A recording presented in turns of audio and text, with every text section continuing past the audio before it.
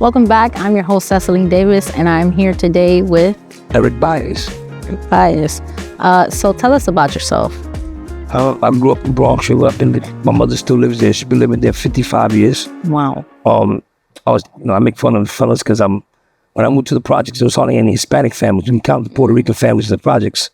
You have to fight your way through the projects. That's the way it was back then. It was good community, but it was rough community. When I first moved in there, the center had Nubian dances for the girls, boxing for us. They had a trampoline, a lot of stuff for the youth. I guess because we were kind of a rowdy youth, so they kind of kept us together in the center. I was telling them I was behind in school.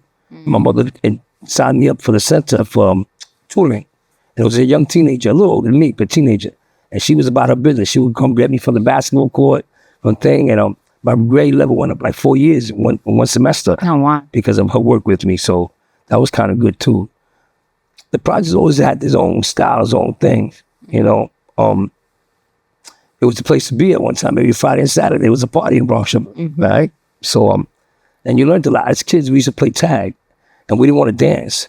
But if you could play freeze tag, then that means you're the last guy. You got to go on the stage and dance, stuff like that, you know. That's pretty much. It was rough though, but it's good. At community, I think it's a little less together now, but I think it's that diversity, and the newer people we need to integrate them with the older people because there's a language barrier and stuff like that going on sometimes. Right. And do you happen to run any programs or work with the youth in your community center? No, I don't work in the center. If I go by the center, I talk to the youth. I talk to the youth outside the center. I'm one of them brothers that got caught up in certain situations. So what I try to do is, if they can hear and I can drop a seed and cause less suffering in their life, you know, like the commercial says sometimes, you can learn a lot from a dummy. I'm the dummy you can learn a lot from. It hurts a lot less. Right. So can you touch more on the obstacles you faced yourself growing up there? Yeah, I'm formerly incarcerated. I did a long time. And I made a video one time. I said my spirit and my character was birthed in Bronx River. Right. But it was forged to the fire of incarceration. So when I come back, what I try to do is try to see if I can get the kids not to get in trouble like I did. Not to suffer like I did. Some of them I have to hear because, you know, they respect you sometimes for the wrong reasons. Right. Right. But then that's just a chance to get an ear. Then you give them the right reason to listen to you, you know. So that's pretty much it with the kids and stuff like that. I try to guide them as much as I can. Okay. You know, I still like coming around. I don't live there anymore. My mother still does. I come around often though. And I see some of the older people. It's always good to see them. It's home. Right. It's a place that when I go to, people say, hey, boy, how's your mother doing? So that's home. You know? And what would you say is the difference from like 2000, early 2000 till now? Like, how has it changed? We would have to go beyond the 2000s. I wasn't around the 2000s, so like, I talked to a lot of the youth. I think that the problem with Bronx, I think now, is that we took a certain pride in our project going up there. We used to ride the school bus and we used to have a song and we used to sing it. We used to go, let's go Bronx River, ole, ole. You would hear a school bus of kids yelling at us. We're coming by.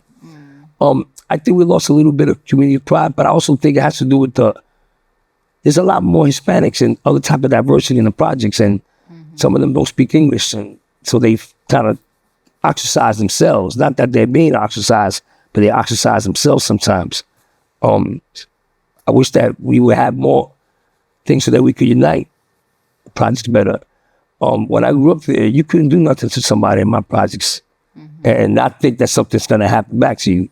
I don't see that anymore. Okay. Okay, I don't see that protection. But I don't think that's just a Bronx River thing. I think that's just pretty much the city changed in that aspect. People don't protect their hoods anymore. Right.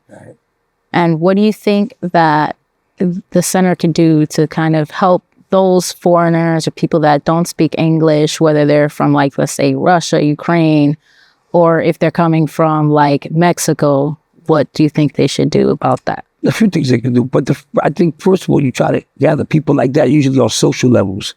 Okay. Have you ever noticed, like even during the Puerto Rican Day, things like that, it's very inclusive. We like to share our food, our music, our things like that. So I think when you share culture, it's a partaking of both. Because like I share my culture with you, you share my culture with me, and sometimes you find out you have more things in common than differences. So maybe like social events gathered geared towards that purpose. In other words, say, you know, we're gonna have a Latino artist, perhaps an English artist. So then, I mean, again, we'll realize we have more in common than differences. I agree with that. And also, will you be, you know, participating in the Bronx River community and helping out with the youth in the future? Yeah, definitely. You know, I laugh because, like I said, my mother's been living there like 55 years. And I go, I wonder if they knew when they gave the lease to that Puerto Rican lady in the early 70s, that they thought she was still going to be here. Yeah, the Bronx was home to me. I don't live there anymore because I live in Harlem, but I'm there a lot. My mother lives there, and it's just home. It's more home to me than what I live at now. And that's kind of crazy, right? But I live somewhere else, but that's more homes to me. Programs, whether it's cognitive-based programs to deal with mental health issues, right? Or programs geared to social events to break down racial division and bring unity, and things of that nature, you know? Like that. And what would you say to the youth that, you know, can't necessarily get out? They don't have the financial means to leave the neighborhood. What would be your advice to them? Shine in the neighborhood. Be a star in the neighborhood. You'll leave the neighborhood then. Okay. All right?